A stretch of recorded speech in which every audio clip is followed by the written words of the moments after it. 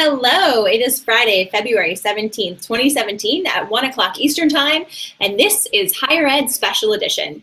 I'm your host, Andrea Boyle-Tippett from the University of Delaware, though at the moment I'm coming to you from a hotel in tropical, balmy Boston. On today's live broadcast, we're talking communications gumbo, how content, PR, and strategy work together. In this session, we will cover various aspects of the communication strategy, including content production and curation, PR practice, content marketing, and corporate partnerships.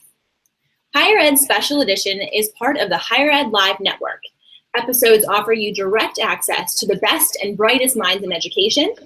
Be a part of the live broadcast by sharing your knowledge and questions. Participate in today's discussion and tweet us using Higher Ed Live. So that's hashtag Higher Ed Live. Higher Ed Live is produced by M. Stoner, a marketing and communications firm that works with education institutions on branding, strategy, web design, and more. All of our episodes are free and easy to access in the video archives at higheredlive.com, or take it with you on the go by subscribing to the podcast. Today's episode is made possible by PRSA's Counselors to Higher Education Professional Interest section. Counselors to Higher Ed provides PR professionals working in colleges and universities with a few things: high-quality programs, publications, networking, and insights into the best ways to promote the value, power, and appropriate role of communications and marketing functions within institutions of higher ed. Join us this April at our Senior Summit in Washington, D.C. There, we'll network and discuss a wide range of topics. So here's a sampling of just some of the session titles: Tips to make scientific research sound sexy and secure results, Surviving a scandal with your reputation and integrity intact, and Brand Z, the next generation of undergraduate recruitment strategies. If you register before March 14th, you qualify for the early bird discount. And now let's move on to our conversation. Our guest is J. Mike Moore, Senior Communications Manager for Emory University's Goizueta Business School. J. Mike's career has spanned the worlds of sports journalism, public relations, digital communications, publishing, social media, user experience, and content strategy. He has worked in editorial roles for both the Denver Broncos and Atlanta Falcons, and collaborated with Samsung R&D on a multi-platform sports application. In his current role, he manages EmoryBusiness.com, as well as social media strategy, media relations, and corporate communications for the school's dean. Thanks for joining us, J. Mike. Thank you for having me, Andrea. Good to be here. So let's get on with it then. You have a gumbo to share with us, and I told everyone in a little preview that you wouldn't actually have food for us, but to bring their own lunch and cozy up, and you'll give them something tasty. Thank you for that, because I realized that was probably pretty mean, like right in the middle of the lunch hour, to talk about food and to have a whole presentation geared around food. So at the very least, you might just remember it because of how frustrated I made you. But I hope that this is something that people can take back to their organizations, and at the very least be inspired that you can actually take all of this disparate information and all the things that get thrown at us as communications professionals and put it to good use. There's a method to the madness, and if you can get over that overwhelming feeling, you can actually make something that is not only edible, it actually tastes pretty good. So I'm going to share my screen. I hope everyone can get that, and we'll test here.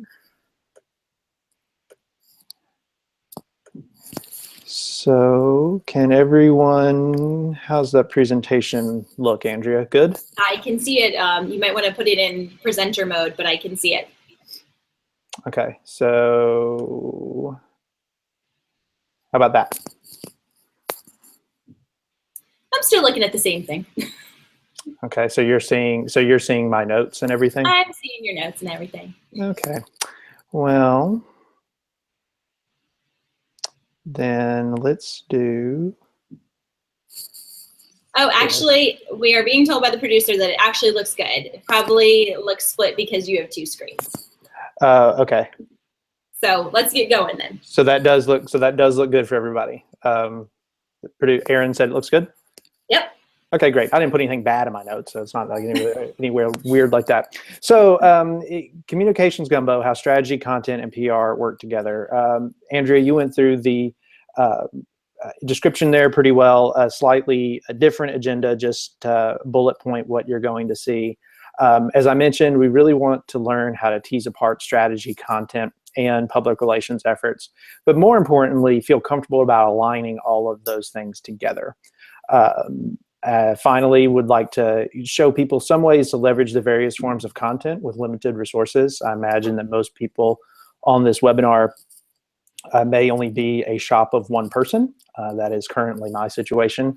So as much as you may love writing, or as much as you may love pitching the media, or as much as you may enjoy getting on Twitter and LinkedIn and mixing it up, there's only 24 hours in the day. And of those 24 hours, you have only so much time that you can devote to work. So I want to try to give some tools and tips that might make that a little easier for everyone. And then go over some of the tools that we use to track our different communications campaigns. And that's to track results, but also track the results of our own work in the sense of, did that process work very well? Did we engage enough stakeholders in our own building? Because as you start working with more and more moving parts, it's just as important to try to convince people and show people that you are working for them and that you are taking advantage of everything your school has to offer. So the gumbo idea came about in the sense of I love food of all types, and I've always looked at gumbo as something that you just throw a bunch of stuff in a pot and it tastes delicious when it's done. And if you have made gumbo or gone to great Cajun restaurants, you know that you have various varieties, and sometimes they get thrown together into a chicken and seafood gumbo, or maybe it's just chicken gumbo, maybe it's just shrimp, etc. But this is the Webster's definition, and this is the Wikipedia definition, which more so gets in line with what I'm talking about here. Gumbo is not just Cajun, which would be more of a French background. It also takes its influence from Spanish, German, West African, Native American, lots of different inputs into what we today call gumbo, which leads me to how do we take all the different inputs around our school and all the different desires of our school to create a compelling strategy and execution plan. To understand this, I do want to take everyone quickly through what the Gosweda Business School mission is. And I am going to share these slides. The link is available later on. Some of them may be a bit of an eye test, so I apologize, but you can go and see them on SlideShare and get a better understanding, hopefully. So Gosweda Business School will be the voice, authority, and influence of meaningful business performance that ignites passion to drive lasting change. That is one great mission statement. That's all I got to say. But what in the world does that mean? Can I cut you off really quickly, J. Mike? Sure. We're seeing the main presentation screen, but we're not seeing you move through the slides. We're still seeing the title slide. Okay.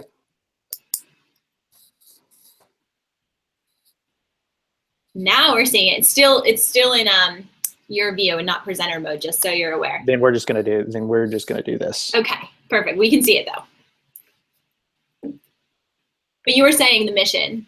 Yes. So let me go back here and go through these slides again, just so everyone can catch up as I was looking through those. Okay. Mission statement.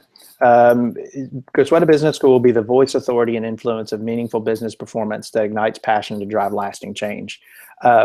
This mission statement actually came about pretty easily. I wish I could say, give me a show of hands of people who have drafted a mission statement. They're very, very difficult to do, and lots of people have their own opinions. I'm impressed that you have one sentence. It wasn't always that way, and I'm pretty sure that whoever made the final call on this, which was more of a Dean Suite exercise, was left the period off on purpose, just because it's like, yeah, sure, it could keep going if we want it to. But we took, and in our strategic planning process, used this mission statement and built into it and how this was going to, what was going to support it. This slide is basically the overview of our strategic plan, and I apologize in advance. Strategic plans at universities are, especially schools within universities, can be very complex. But the basic idea is that the principles at the bottom are guiding principles from our dean, Erica James. She encourages us to be influential, collaborative, and be good stewards of our resources.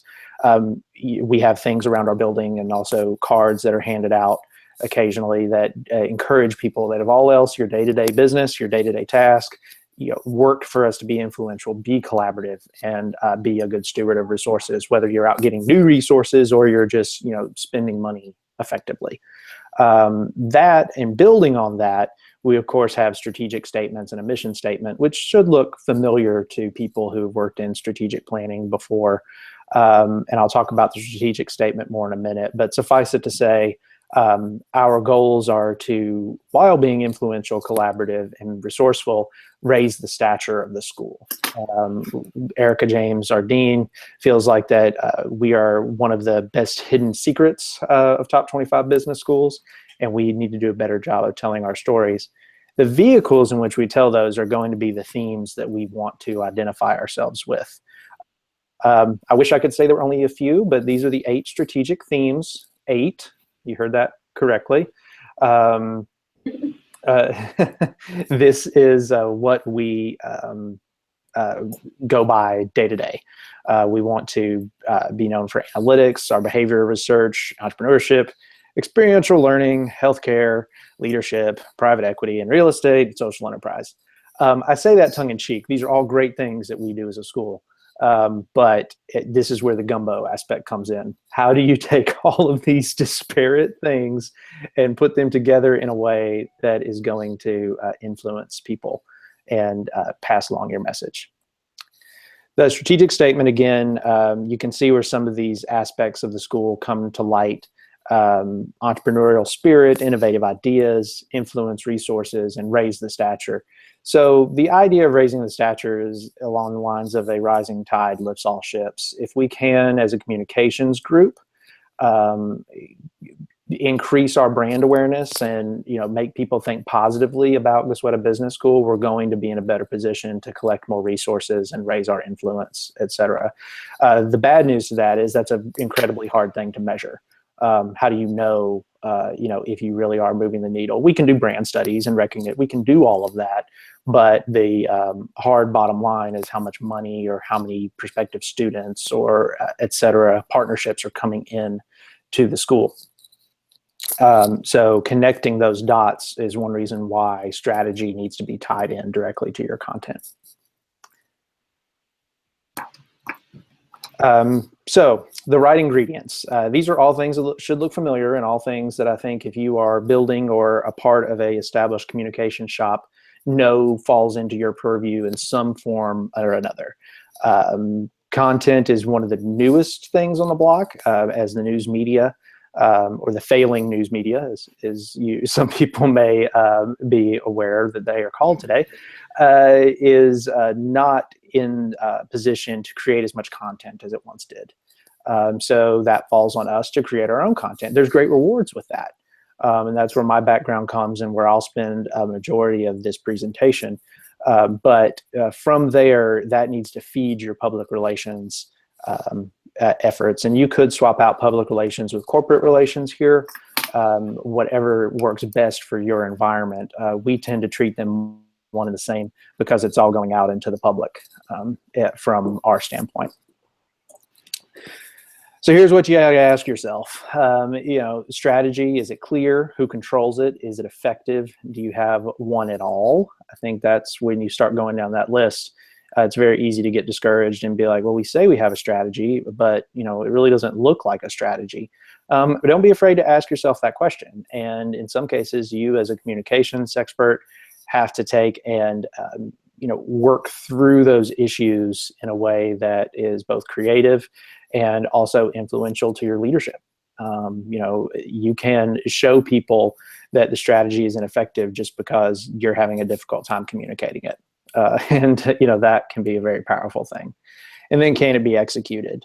For content, what are your stories? Can you tell the stories? Can you tell them in video? Are you on social media? What social media channels are you on? These are all things that as you're setting up your kitchen, you would take and collect all of these ingredients first. to know when to put into the pot or where to not put into the pot. PR, I think, I say, do you earn media? Our shop, as a marketing communication shop, about a year ago, we decided that we're going to, at least internally amongst ourselves, divide into two main things. And that is, we either have earned media or paid media. If it's earned media, that's more of a communications function. That's social media, that's PR, that's creating content.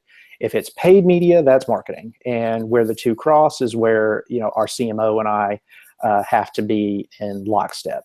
But the idea of saying marketing communications, it was just getting too confusing for us in a way. It was much easier to say, is this earned or is this paid? And then if anything else, it was easier to decide whose budget it came out of. So ideally, this is what everything should look like, correct?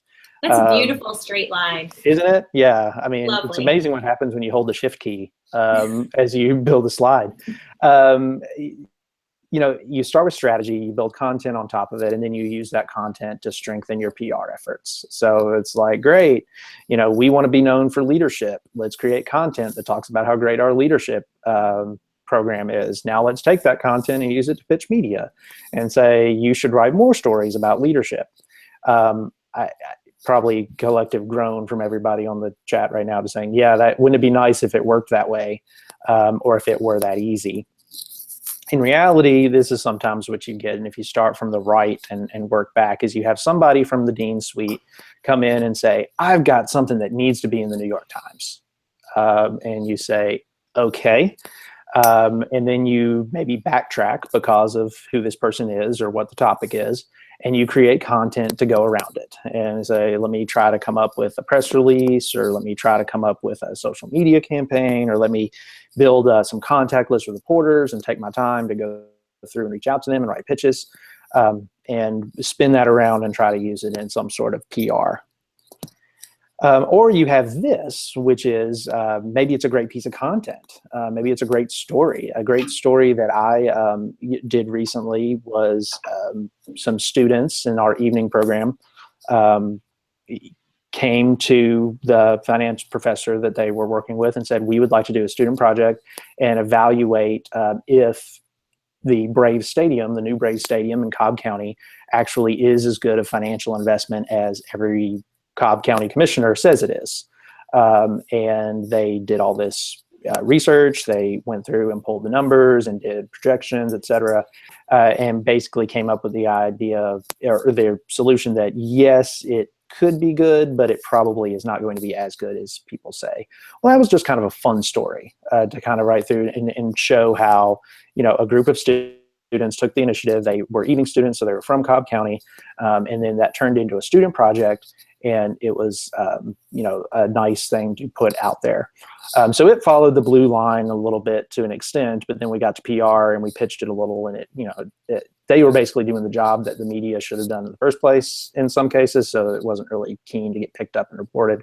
But we forgot strategy. There's no strategy in there. It didn't align with any of the things that we say that we want to really push. And in a limited resource world, you have to make those tough decisions. So sidebar, and if anyone knows what this TV show is, you get bonus points for the presentation. I know, it's Night Court. It is Night Court, which I believe still comes on like at 2:30 in the morning on WGN or something like that. But this is, Andrea, you and I talked about this before, is like, okay, so how do you say no when, this professor or this person who comes in, here and says, hey, I've got this great thing that I want in the New York Times. How do you say it doesn't really fit our strategy? Or if you've got this great piece of content that, you want to report on, or, you have to tell yourself no sometimes as well. How do you, justify that? I still think that all content is valuable. And, as you take and cast yourself as more of a storyteller, as someone who is trying to tell the stories of your institution, it's a lot easier to come up with the different angles and to show how you're going to present something. One is, if you're a storyteller, you can add a different layer, a different litmus test. You can say, hey, you know, that's a great story, but, you know, I think it'd be better if there's like a human interest element in there. Can we take and find, you know, someone that this is impacting? Are there numbers? You know, because you're not just a PR machine at that point. You're telling stories. So you can push back on that regard. Other than that, as you get your ingredients out and you have all these options to make gumbo, you can push it out through different channels. A good example of this was one of our leaders came to me a couple weeks ago and said, we had a team finish in this case competition. It was a lot of tough competition. We should do a story about, you know, how well they did and write about what they presented. Well, it fit none of the strategic goals that we were working at the time. You know, I could have gone the route of trying to get the, you know, student stories, et cetera. But I said, you know what, let me just push this out on social, you know, and I showed that, you know, the social media fed into this part of the website that, you know, prospective students, which is really the audience that this leader was wanting to reach, will see, you know, these few tweets or this series of tweets congratulating these students and talking about what they did. You know, in some cases that actually stays in the news cycle longer, because if you set up feeds to pull in just specific information, it's not going to push down and go away until more information comes on top of it. So that's one of the aspects we use. So you can say no by positioning things as a story, and is it a good story? Or you can not say no at all. You just use a different channel. In most cases, people just want to be heard. And that's been my experience. So extending the metaphor a little bit, say thank the bow tie pasta. I would say bow tie. I've been searching in this presentation to try to find a picture of me in my junior prom tux with the bow tie, and my mother swears that, you know, she never took any, and I'm like, that is not true. I do not believe you. It was my junior prom. But maybe your mother just doesn't love you. I'm sorry to break that news to you. She may not love me, or she may just like look at it, as I'm sure I would, and go, gosh, wow, he looked like a total dork. You know, let's not save these pictures. But anyway, and this slide would have animated if we could get it correctly. But if you go left to right, you know, think about a bow tie or maybe two bullhorns with their mouthpieces pushed against each other. You know, on the one hand, you have a lot of unorganized information and unfocused requests coming to you on a daily basis. I like it that way in some cases. You know, people will not tell me about events or not tell me about things going on because they're like, well, I really just didn't have all the details or things going on. I was like, no, email me, tell me. I can't make news judgment and put this into our strategy if I have no idea it's happening. So our job as the communications department is to be the center of the bow tie, you know, is to take and filter and funnel that information down and push it out using these tools. Just to show a few, you can put any number of tools on here, ways to tell stories into quality focused and trackable messaging. So take this and put it into practice and say, okay, you know, we've got this great program on healthcare, and we're going to do this certificate program in healthcare. You know, we've got class data, we've got the professor bio, we've got the reasons why healthcare in business is so important. We've got statistics on the increasing amount that healthcare is going to be in GDP. I mean, there's all kinds of information that can go into why this story is important and why we need to play a role in it. It's our job as communications professionals to take all that and to say, what makes the most sense to go out on a Twitter campaign? I'll use healthcare for example. That is a growing, more of an aspirational focus of Gusweta Business School. You all probably know Emory Healthcare, and Emory University is a healthcare school. If you didn't before, you knew after we successfully cured Ebola in several patients, which the whole university is extremely proud of and excited about. But in terms of business, we're kind of growing that research function, you know, and what does business research in healthcare work at? Well, you know what? You know, I kind of need a newsjack at that point and just kind of put out a contextual social media campaign that just kind of shows that we know healthcare. And healthcare is something that Emory University is known for, and that's something that we as a business school can provide some impact to. So this may sound a little too simplistic, but can you define for everyone what newsjack means?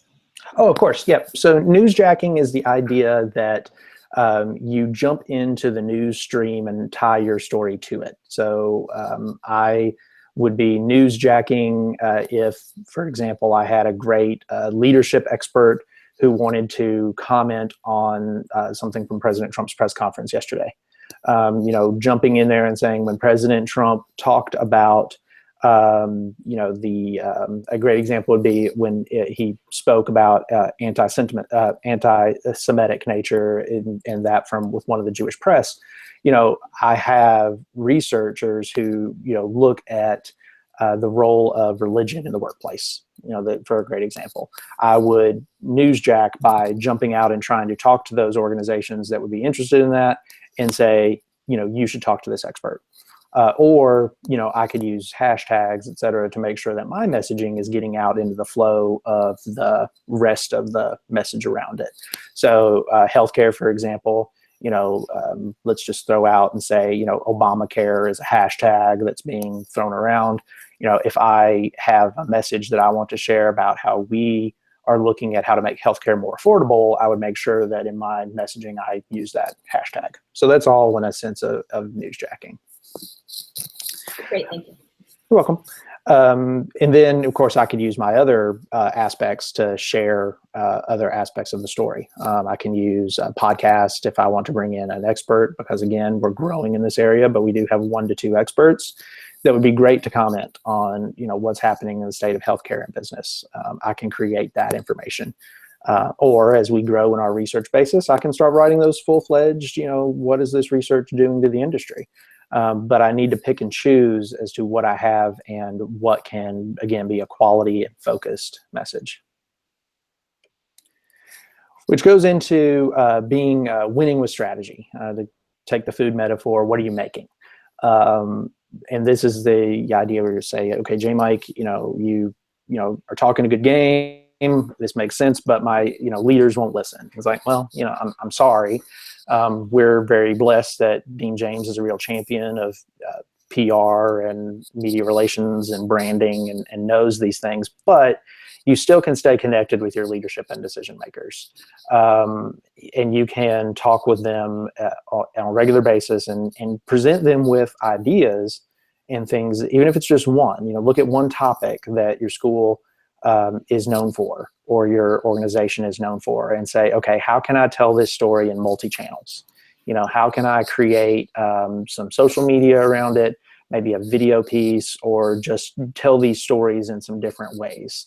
And then show them how all that works together. And it can be a simple spreadsheet, or it can be, go ahead and push the campaign yourself, package it on the website in, a way where you have all the different links and be like, hey, look, I can leverage all of this detail if we just take our time to put the foot in the ground and say, hey, this is something that we want to push as a complete unit and not, onesie twosie off here to the left. I already talked a little bit about recasting yourself as a storyteller. I had a college professor who I think storyteller was every other word that he mentioned, and it really was inspiring. And to be totally candid and share my opinion, I wish more of journalism and media would get back to this point of telling a story and not presenting random ideas and trying to connect them together. Tell the story. Invest in efficiency. There are lots of tools out there. I'll show a few, but you need to find the ways that you can get the most bang for your buck. So this is using tools to be efficient, but it's also, in my healthcare example, saying, look, we're going to be efficient with how we talk to the community about this. So we're going to pick which part of the community is going to have the most impact, and we're going to focus on that. Healthcare for us right now is probably not an area that is good for prospective students. So we're not going to invest any detail on how to talk to prospective students about that. Instead, we're going to talk to corporate and try to build up those corporate relationships around healthcare. Talked a little bit about communicating your process to leadership. Then be sure to share your expected results. I always say hedge your bets, make it smaller than what you think that you actually can to show that success.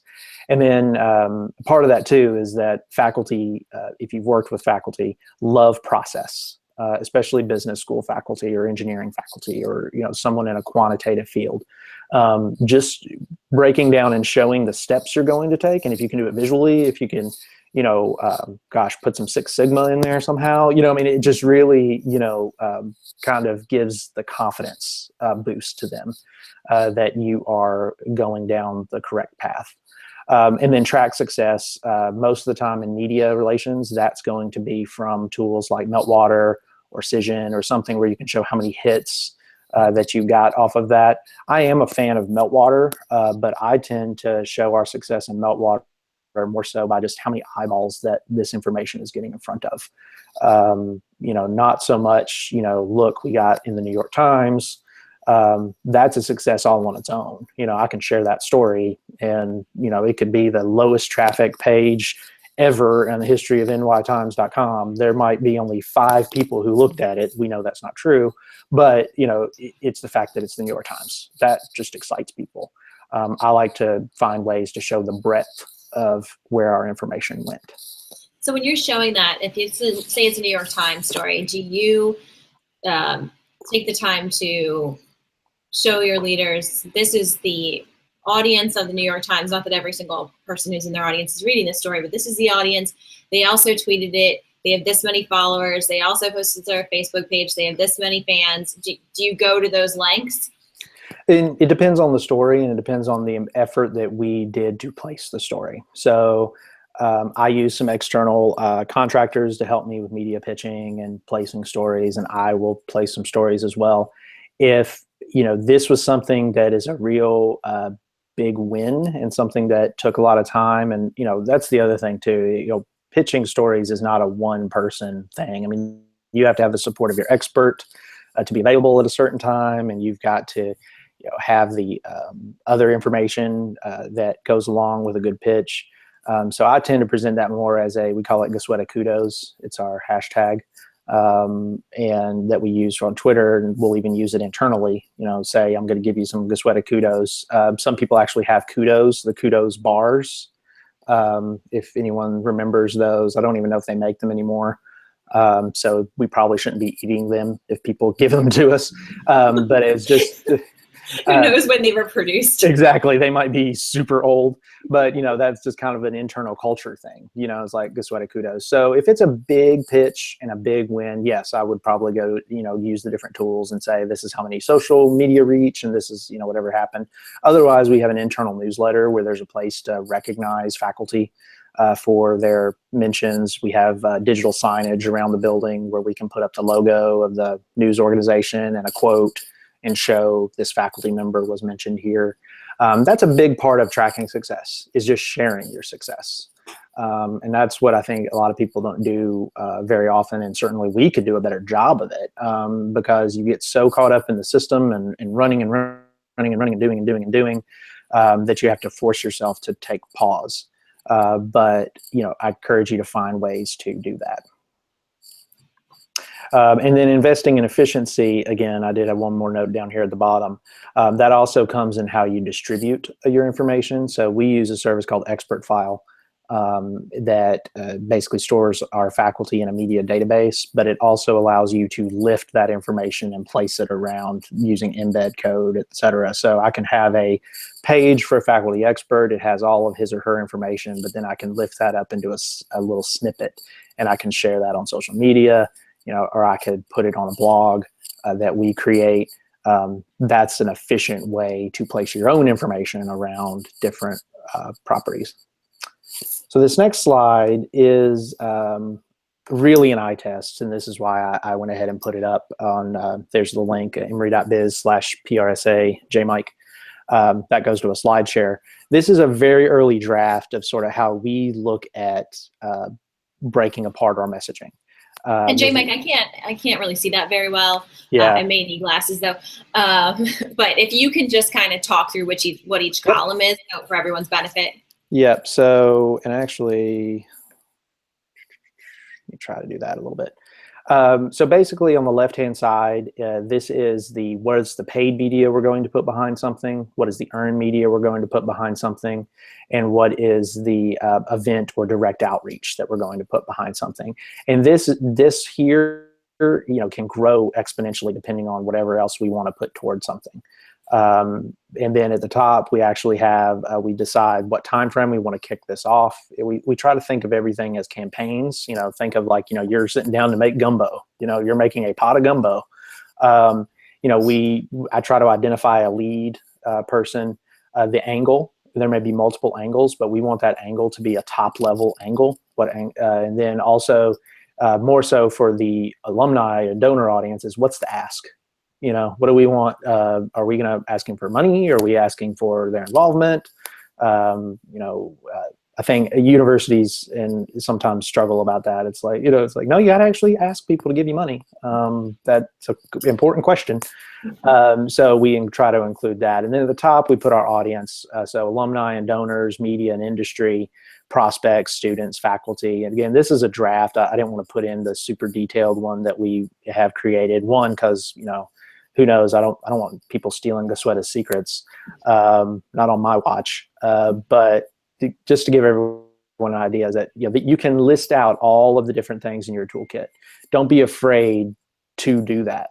And, you can make it pretty general. You can see down here, if you can look, for paid media, we'll have airport ads, radio ads, banner ads, all the different things that you would think. And then, 1 or 2 line description about just what are we going to do in that area? Are we going to, when are we in the airport? What's the airport focus of that ad?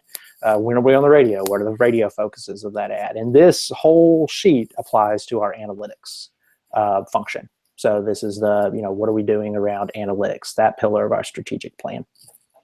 And another big pro about this is when you start listing your paid media and your earned media together, is that you can see where those crosses happen. So as I create things in earned media, as I create magazine articles or social media campaigns, that's something our paid media side can pick up and use in sponsored updates and things like that. It's real content. You're not creating something that is sort of a cheesy social media post that, join us for an event, or, have you thought about getting your MBA?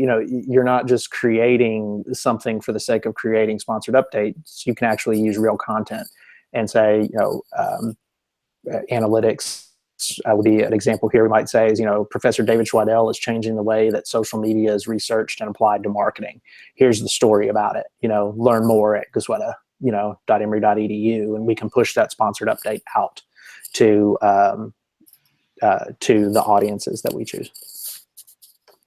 Here's another quick tool. Trello is a great tool for me. It took me a while to really find the wheelhouse for it, but I think I've found it, and that's in terms of content management. You can email directly into Trello. So as I get those random emails from people, it'll be like, hey, I've got this, event, or hey, I've got this speaker from Emory Hospital coming to my class. It might be a good story to write. I can just email it to the content management board, and it'll show up here in my inbox, and then I can start organizing it. Andrea called me out, rightfully so, and we were going through this. She's like, well, isn't that just another inbox to manage? And I said, well, yes, you caught me. There's no way around that. But if you take the time to organize it here, this one pays the benefit of actually creating a workflow. It's not junking up your email inbox like your actual email inbox will look like. So you can see there's a few stories here in my inbox that I need to apply, and then social media campaigns right there that would be separate. Student media is our blog, student blogs. Nothing there right now because we're redesigning those sites. And then once things are assigned, I can track it over here. There's a little bit of pay to Trello if you really want to, get some of the full functionality, but you can do most of this for free. And the color coding matches our strategic themes. And I looked at the cost of it after we had a conversation prior to this one, and it's very minimal. I think it was $5 a month or something in that nature. I mean, it's a cup of coffee's worth of investment. Correct. Yeah. And, there's also great plugins to use with Trello. We currently use Sprout Social for our social media tracking, but if you are familiar with Hootsuite, and I know most people are, Hootsuite can map into Trello. So you can have your assignments match in, between Hootsuite and Trello. It's a pretty powerful system. And the idea, this is my user experience, portion of my career talking. The paradigm is, these are boards or tables, and you just have cards laying on the boards. And if you're going to move them around across the process of the board or move them, down the line, that's basically what you're doing. I'll skip that next slide.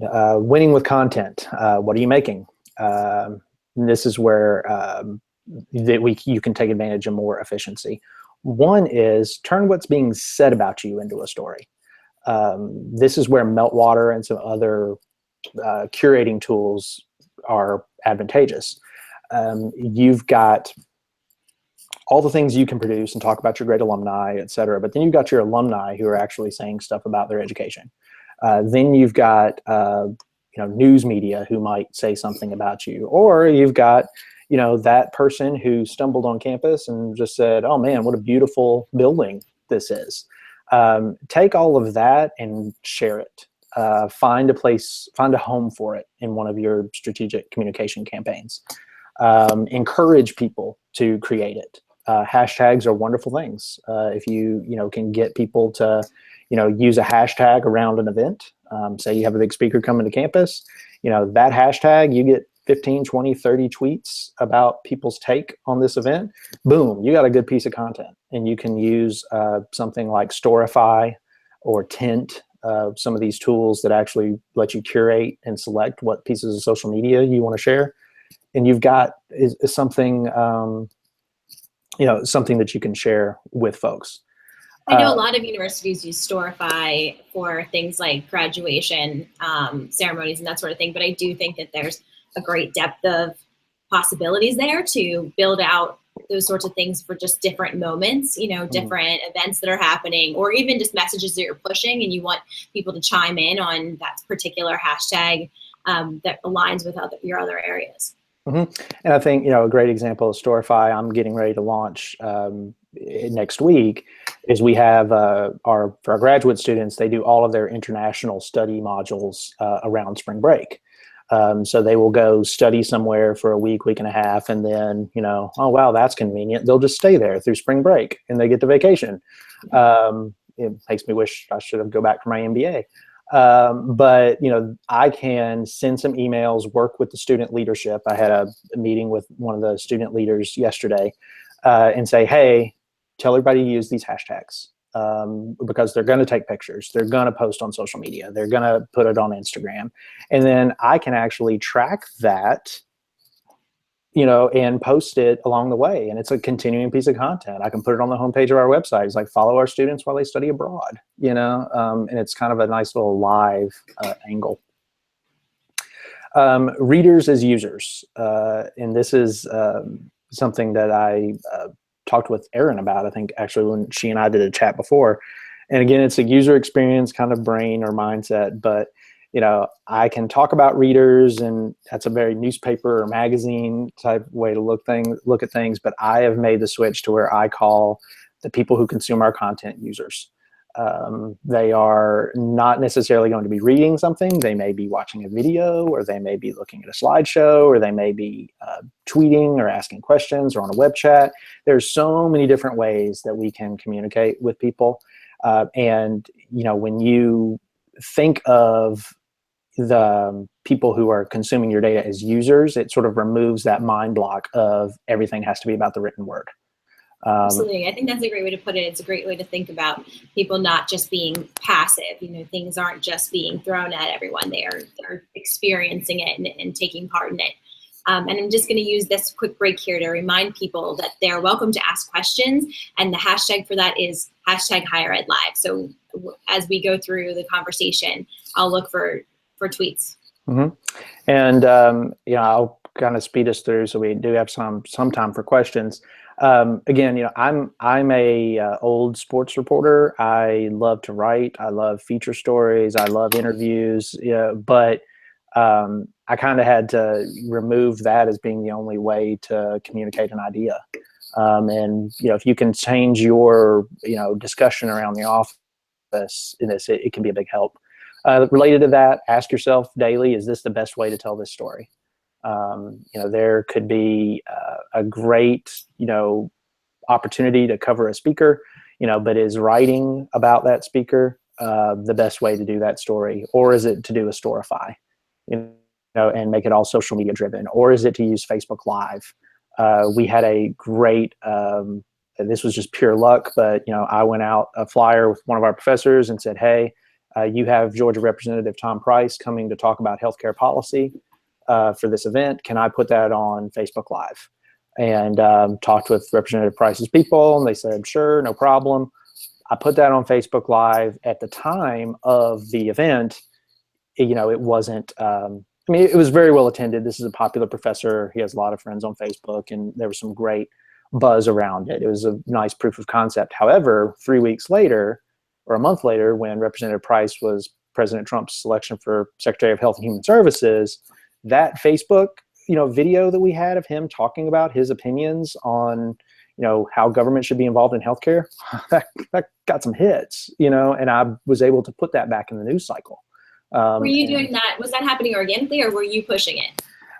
It was happening somewhat organically, but then I started pushing it. So I would say, probably 70% of that traffic came from me pushing it, but it was starting to get, some traction otherwise. So, again, another reason why I take advantage of all these channels and think about these different ways, because you never know when it might come back in play. And then plug into a story whenever you can. Here's an example where we plugged into a story. You all, I'm sure, have probably seen the Dollar Shave Club commercials or familiar with Dollar Shave Club. The founder and CEO, Mike Dubin, is an Emory College alum. He's not a business school alum, but he sells this company for a lot of money. A few months ago. And then I said, okay, well, let's go ahead and collect all the different things we've done for him over the years and basically write this piece about, him selling the company. And Emory University picked this up. It was a great business story because it's talking about mergers and acquisitions.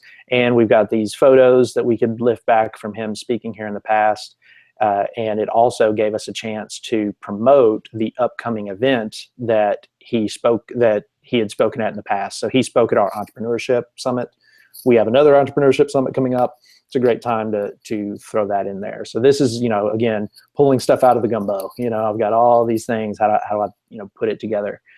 This turned out to a really nice, quick win. And again, it basically plugs ourselves into a larger story. It's like, hey, this guy that just made a lot of money and this great marketing engine and all these, things that Dollar Shave Club did to disrupt the market, we have a connection to that. So that's plugging into the story. To continue your metaphor, it's almost like you had gumbo leftovers and used them again to plug something different. Exactly. Yeah. You got to be careful, I guess, if you're using shrimp gumbo at that point, or your ingredient. Yeah, you got to make sure your ingredients, are lasting the test of time. But yeah, that's great. Quick example, again, just sort of expert file, and you can see these slides, but it talk about lifting up and placing these around your different pieces of content. Winning with public relations. You still have to talk to the food critic if you want your restaurant to really succeed.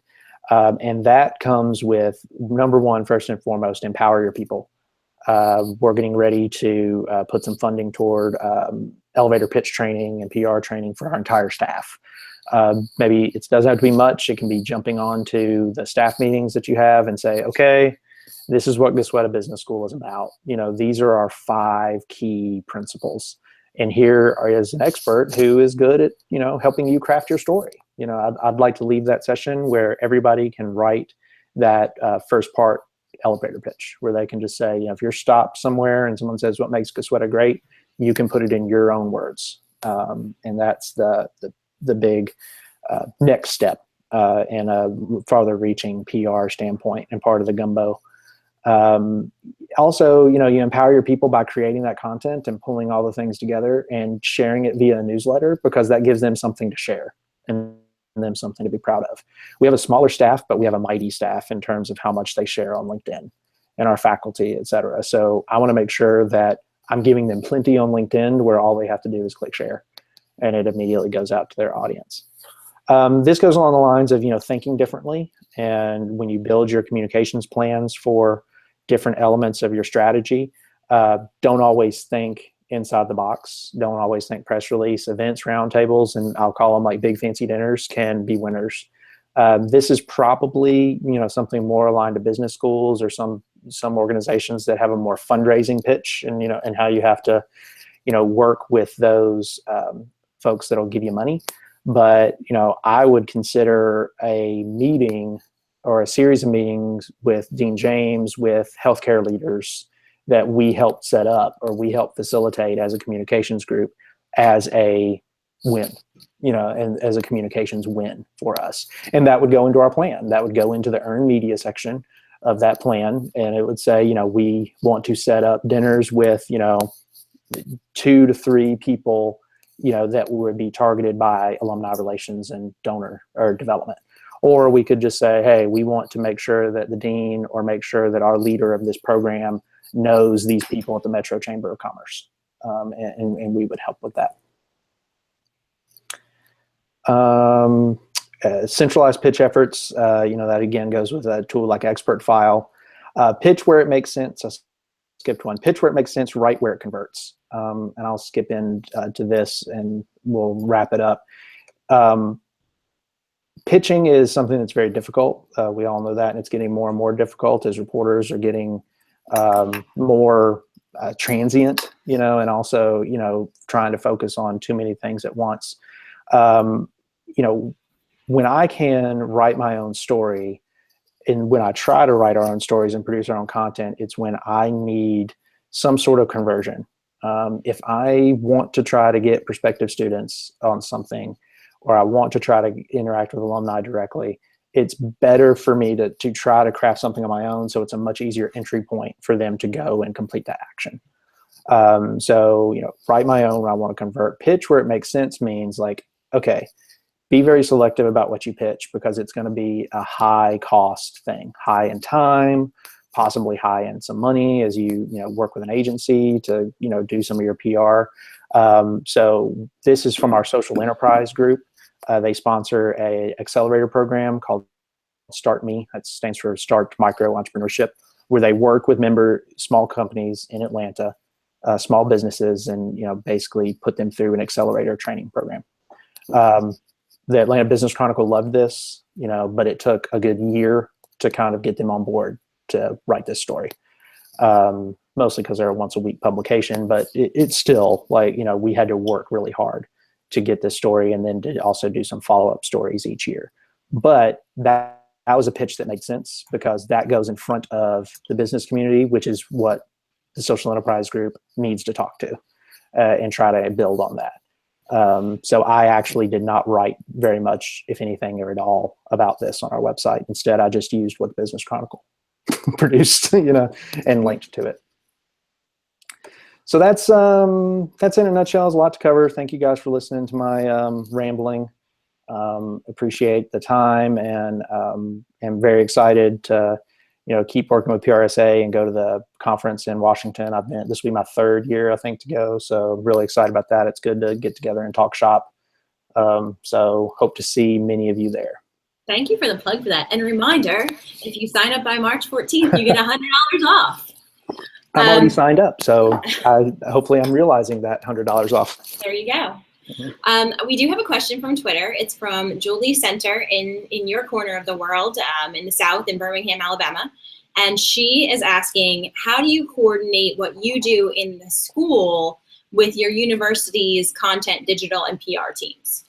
It's a good question. So I wish that it was as turnkey as we are all on the same system, and they just see things as it happens and they know what makes sense to them and they share.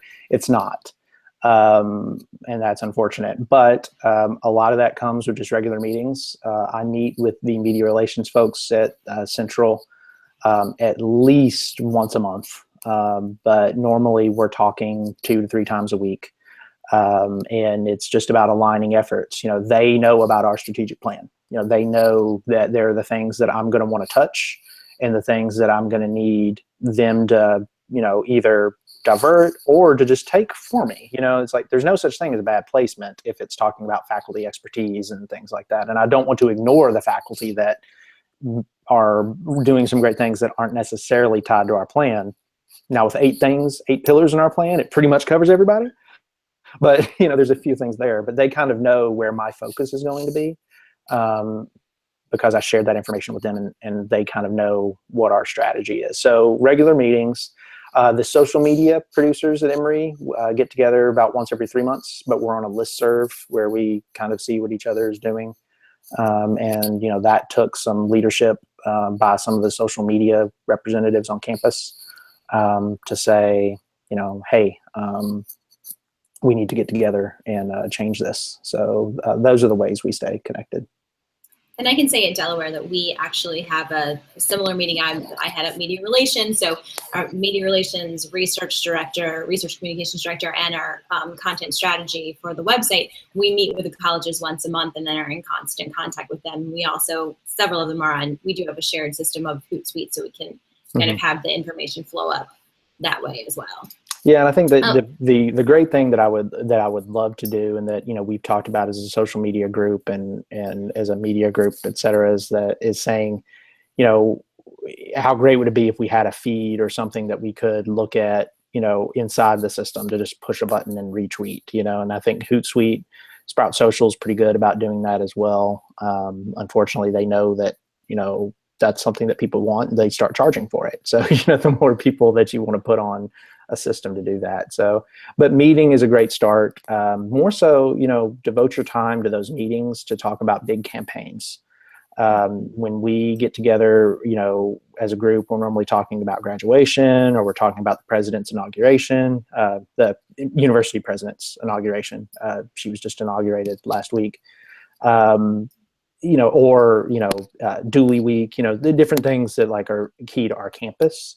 And that seems to be a good use of our time, is to say, how can we support each other in this? And then just naturally, you tend to follow each other's accounts more, and you tend to kind of, play off each other's work. I can piggyback on that. I think that the best meetings are not a laundry list of what everyone's doing. It's what are the top priorities, and how do those top priorities fit with the school strategies as well as the university's wider pillars. I had another question about how the information flows up to you. So you mentioned on one of the early slides about you have disorganized information coming at you. I know some people use forms, some people use meetings, as we're discussing, but how do you get that content flowing to you in the college?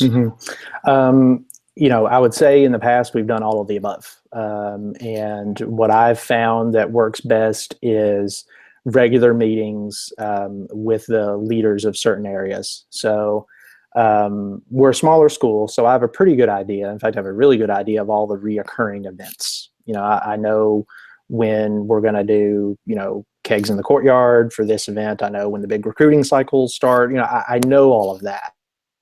So I can build the plans, for the most part around those pillars.